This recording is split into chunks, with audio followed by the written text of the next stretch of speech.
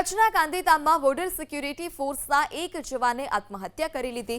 પોતાની જ service rifle AK-47 વડે ગોળી મારી જીવન ટૂંકાવી લેતા કેમ્પસ સહિત સમગ્ર પંથકમાં ચકચાર મચી ગઈ।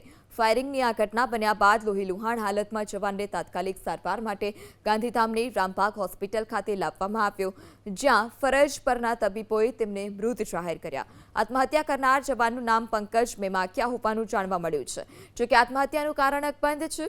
હાલ તો જવાનના મૃતદેહને પંચનામા અને પોસ્ટમોર્ટમ માટે જામનગર ખાતે ખસેડવામાં આવ્યો। પોતાની જ સર્વિસ રાઇફલ AK-47 વડે ગોળી મારી જીવન ટૂંકાવી લેતા કેમ્પસ સહિત સમગ્ર પંથકમાં ચકચાર મચી ગઈ।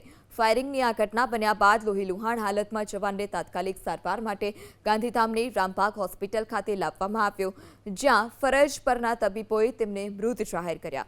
આત્મહત્યા કરનાર જવાનનું નામ પંકજ મેમાકિયા હોવાનું જાણવા મળ્યું છે। જો કે આત્મહત્યાનું કારણ અકબંધ છે। હાલ તો જવાનના મૃતદેહને પંચનામા અને પોસ્ટમોર્ટમ માટે જામનગર ખાતે ખસેડવામાં આવ્યો।